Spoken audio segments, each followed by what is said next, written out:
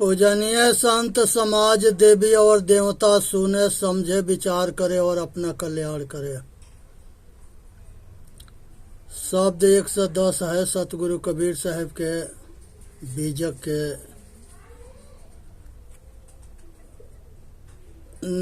पूजनीय संत समाज देवी और देवता सुने समझे विचार करे और अपना कल्याण करे और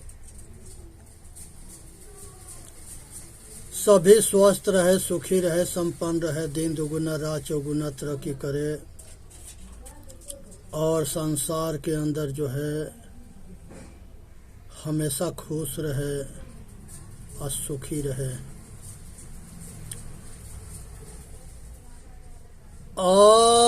आपन कर्म न मेटो जाई। यहाँ सतगुरु कहते हैं कि हे भाई, अपने कर्म किया हुआ ये मिटता ना है। अगर अच्छा करते हैं तो सुख मिलता है, बुरा करते हैं तो दुख मिलता है, निष्काम कर्म करते हैं तो मोक्ष होता है। इसलिए अपने कर्म पर ध्यान दो। कर्म ही ईश्वर है, कर्म ही पूजा है, कर्म ही सब कुछ है। कर्मशील बननी है। अर्थ, धर्म, काम, मोक्ष, ये 4 तरह के पुरुषार्थ होता है। तो यहाँ पर जो है परिवार के खुद के निर्वाह के लिए गृहस्थ आश्रम में परिश्रम करके ईमानदारी से कमा करके अपने परिवार के निर्वाह करे। जब हम व्यापार करते हैं, खेती करते हैं, नौकरी करते हैं, तो इससे हमारी जो है आर्थिक स्थिति मजबूत होता है। हम खुशहाल परिवार को पाल सकते हैं या औरों के भी सेवा कर सकते हैं। तो इसलिए ये अर्थ को समझना है। काम, अर्थ के बाद धर्म होता है। मनुष्य अपने गुजर बसर करते हुए पुण्य कर्म कमाई करना है, धर्म करना है, सेवा करना है। राष्ट्र के हित हो, देश के हित हो, समाज के हित हो, मानव जाति के सब जीव के जो है सेवा करनी है। हम दास हैं। हमारा कर्तव्य बनता है कि मनुष्य जब इंसान बनता है तो वो सबके सेवादार होता है, वो सबके सेवा करता है। इसीलिए कहा गया है परहित सरस धर्म नहीं भाई, अपर पीड़ा नहीं आधमाई।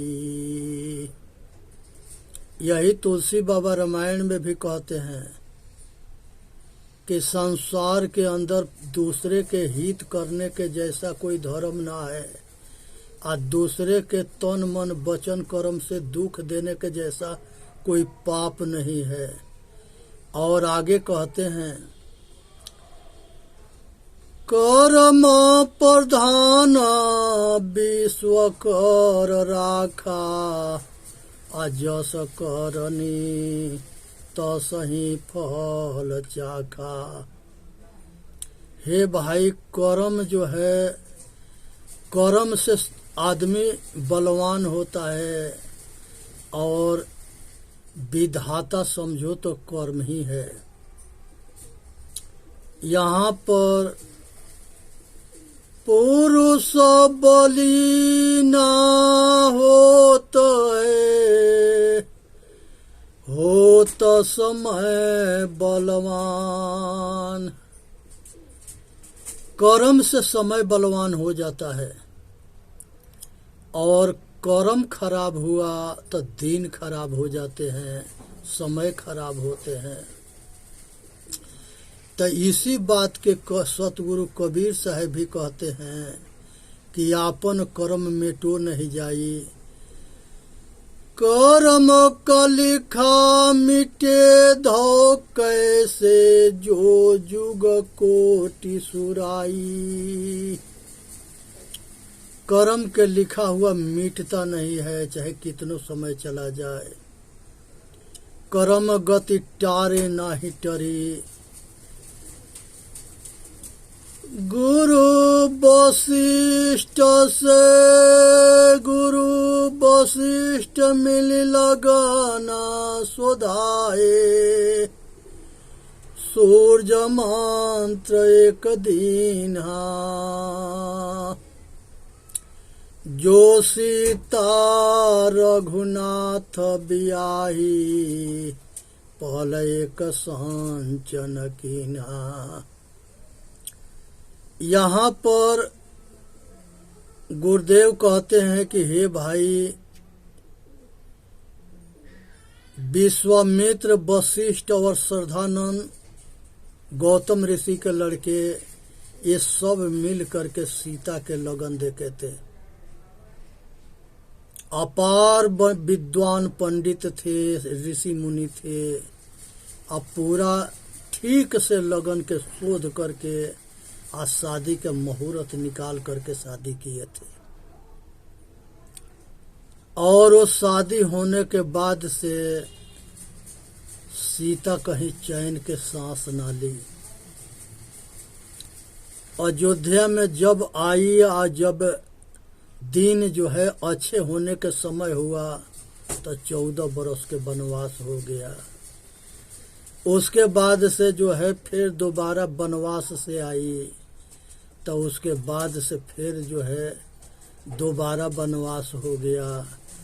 वो दिन चक्रवर्ती सम्राट राजा दशरथ के बहू के दिन देखना पड़ा कि वो जो है अपने गर्भवती स्थिति में जा करके आज जंगल में वाल्मीकि के आश्रम पर अपने बच्चों के जन्म दे करके अब पालन पोषण करके अपना गुजर बसर करना पड़ा। इसलिए समय के हाल कोई जानता ना है।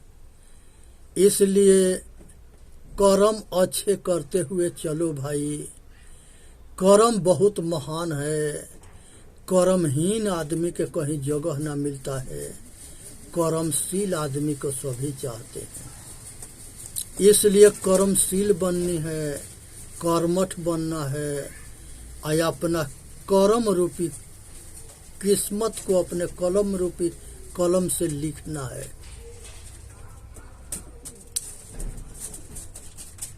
गुरु वशिष्ठ मिल लगन सुधाए। सूर्य मंत्र एक दीन्हा जो सीता रघुनाथ बियाही पहले एक संचन कीन्हा। 3 लोक के करता कहिए बाली बधो बरियाई। एक समय ऐसा बन आई उन्हो अवसर पाई। हे भाई, 3 लोक के स्वामी भगवान राम को कहा जाता है, लेकिन वो भी जो है बाल के छीप करके मारते हैं।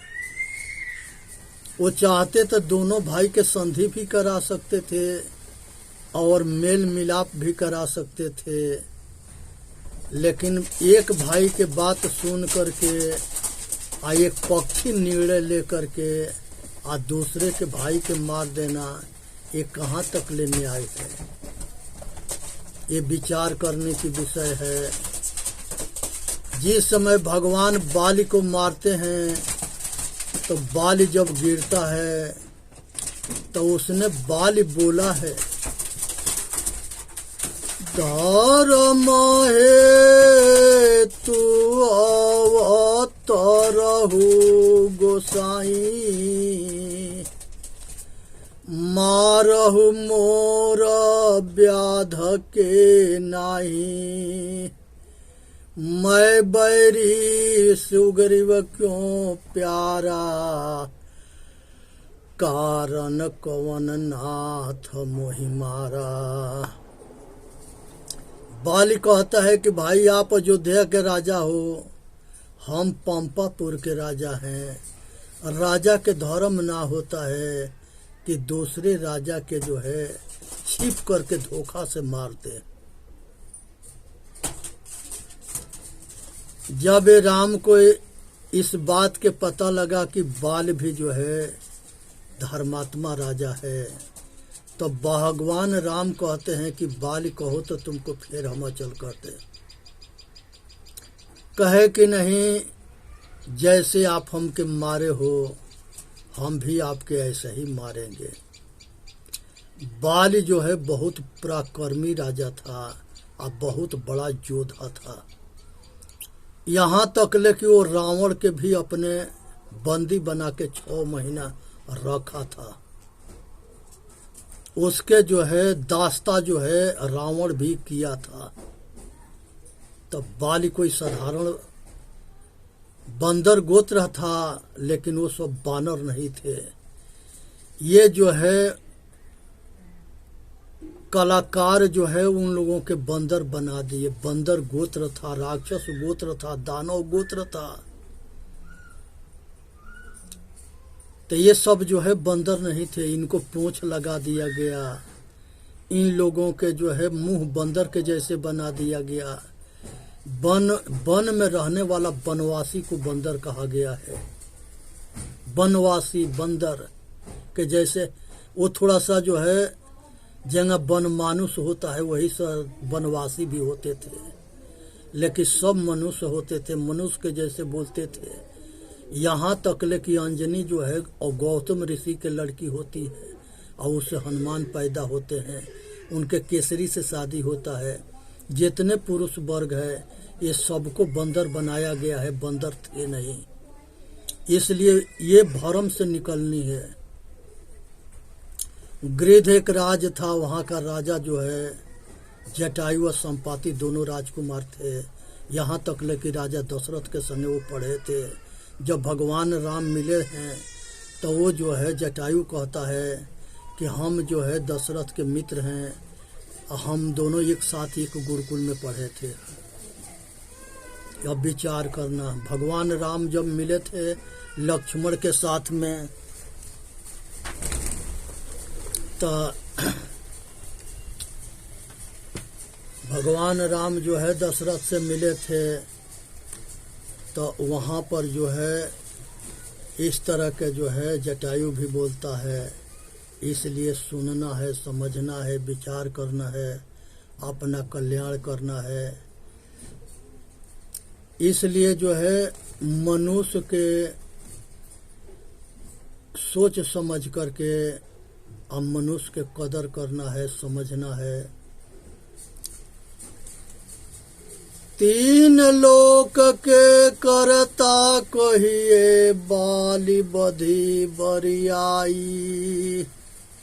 एक समय ऐसा बन आई, उन्हो अवसर पाई। भगवान कहे कि इस जन्म में ना लेके अगला जन्म में बदला तुम्हारे को मिल जाएगा, बदला ले लेना।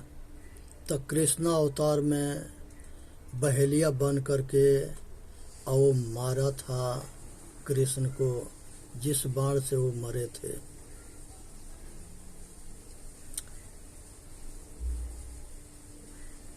नारद मुनि को बदन छिपायो, कीन्ह कपि के स्वरूपा। नारद भगवान के एक बेर अहंकार हो गया कि हमने जो है काम के जीत लिए। तो वो जाके अपना ब्रह्मा से कहे कि पितामह हम काम को जीत लिए हैं। ब्रह्मा समझाए कि तुम्हारा अहंकार बोल रहा है, काम इतना आसान चीज नहीं है जो तू जीत लेगा।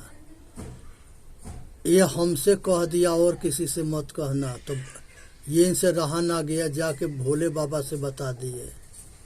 भोले बाबा भी मुस्कुरा रहे थे, कहे कि हमसे कह दिया और किसी से मत कहना।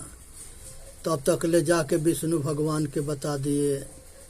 विष्णु भगवान कहे कि जब तू काम के जीतिए लिया है तो हम तुम्हारा परीक्षा कर ले। जिस रास्ता से जा रहे थे उसी रास्ता में एक राज्य के निर्माण होता है, माया नगरी। वहाँ एक शील निधि नाम के एक राजा होता है और उनकी एक पुत्री होती है। और उसी जगह जो है उसके दूत जो है नारद बाबा के देख करके और राजा से बताते हैं, और राजा नारद को बुलाते हैं और बहुत आदर सम्मान के साथ सेवा करते हैं और आसन देते हैं और उचित जो है उनसे लड़की के शादी के लिए उसके देह दीन दशा दिखाते हैं। उस लड़की के हाथ में लिखा था कि जो इससे शादी करेगा वो तीनों लोक के स्वामी होगा। और ये भ्रमित पड़ गए कि अगर इसे हम शादी कर लेंगे तो हम ही जो है तीनों लोक के स्वामी हो जाएंगे। अब इस चक्कर में सोचे कि शादी तो तबे हम कर सकते हैं। राजा इसके स्वयंवर रच रहे हैं, जो सबसे सुंदर होगा उसी के गला में वरमाला डालेगी।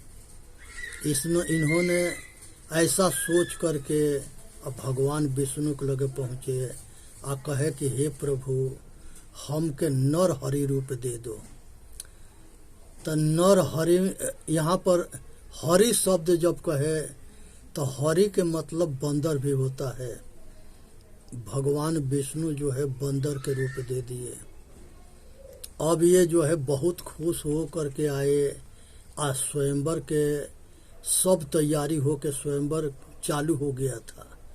अब ये जिधर जाते थे, जिधर वो लड़की वरमाला लेके जाती थी उधर ही चले जाते थे। इनको देख करके वो दूसरे तरफ घूम जाती थी। ये नारद बाबा परेशान हो गए आकि वरमाला हमारे गला में कैसे डाले। उसके बाद से जो है बहुत समय बीत गया, अब बहुत घूमते रह गए। बाद में भगवान विष्णु जो है वो अपना रूप बदल करके आए और वो जयमाला जो है भगवान विष्णु के गला में पड़ा। अब वो जो है वो लड़की लक्ष्मी को लेकर चले गए। इस बात को देख करके उन्होंने पहचान लिए, क्योंकि ये भी ब्रह्म ऋषि थे। जब पहचान लिए तब बहुत गुस्सा में स्वयंवर से बाहर निकले। और शिव के दो गण थे, वो कहे कि ये बाबा परेशान काहे बड़ा, कहे कि आप अपना चेहरा तो जा कर के देखो पानी में कि आपकी चेहरा कैसा है। वो दोनों गण के जो है हंसने पर वो श्राप दिए कि तुम दोनों जाओ राक्षस हो जाना। अब वो दोनों राक्षस के श्राप मिल गया। ये जाके पानी में अपना चेहरा देखे तो बंदर के चेहरा था। ये इसी पर बहुत कुपित हुए और भगवान विष्णु के लगे गए और जा कर के भगवान विष्णु के श्राप दिए कि जिस नारी के विरह में हम पागल बने थे उसी तरह से आप भी जो है इसी नारी के वियोग में दर दर बन बन भटकोगे जैसे हम भटके हैं। नारद बाबा श्राप दिए। भगवान विष्णु मुस्कुरा रहे थे, कहे कि बाबा नारद जी आपके जो है श्राप से हम प्रसन्न हैं और जो होनी है उसे कोई टार ना सके। कर्म गति टारे ना ही टरी, तो कर्म गति टारने से ना टरता है, ऐसा ही होगा। तो वो जो है जब राम के दशरथ भगवान राम दशरथ जी के यहाँ जन्म लिए तो वही सीता हरण में बन बन जो है भटके थे और वही नर बंदर जो है उनके सहायता किए थे, ऐसा ही श्राप दिए थे। तो इसलिए नारद बाबा के जो है खोपड़ी पर काम के जीतने के भूत सवार हुआ था और वो भूत उतर गया। तो इसलिए किसी चीज के अति अच्छा ना होता है, ना अति बारिश अच्छा होता है, ना अति धूप अच्छा होता है, ना अति सर्दी अच्छा होता है, ना किसी चीज के अहंकार अति होता है। अति ना करनी चाहिए, नॉर्मल रहे, साधारण रहे, शीतल रहे। शीतल के मतलब होता है शीलवंत सबसे बड़ा सब रत्नों के खान, तीन लोक के संपदा रही शील में आन। तो यहाँ पर जो है तीन लोक के करता कहिए बाली बधी बरियाई, एक समय ऐसा बन आई उन्हों अवसर पाई। नारद मुनि के बदन छिपायो कीन कपि को स्वरूपा, शिशुपाल के भुजा उपारी आप भयो हरि ठूठा। शिशुपाल के भुजा उपारी आप भयो हरि ठूठा। शिशुपाल जो है कृष्ण भगवान के बुआ के लड़के थे और उसके जो है ज़्यादा भुजा था, वो भुजा के जो है और तीसरी नेत्र भी था। ये सब देख करके जो है उनको वरदान था कि जिसके देखने से ये आँख जो है झड़ जाएगा। अब बाजू जो है कृष्ण भगवान उसके फालतू बाजू को उखाड़ दिए और आकाशवाणी में हुआ था कि कृष्ण के हाथ से जो इसके बाजू को उखाड़ देगा, आँख झड़ जाएगा, उसी के हाथ से इसकी मौत होगा। तो कृष्ण की बुआ कह रही थी कि हे कृष्ण, तुम जो है हमके वचन दो कि तुम हमारे पुत्र के नहीं मारोगे। कृष्ण भगवान मुस्कुरा रहे थे, कहे कि बुआ हम वचन देते हैं कि शिशुपाल के 100 गलती के हम क्षमा कर देंगे। अब इसके बाद से जो है इंद्रप्रस्थ दिल्ली में युधिष्ठिर के यज्ञ होता है और उसी यज्ञ में शिशुपाल जो है वहाँ पर सर्वोपरि पूज्य जो है कृष्ण को बनाया गया।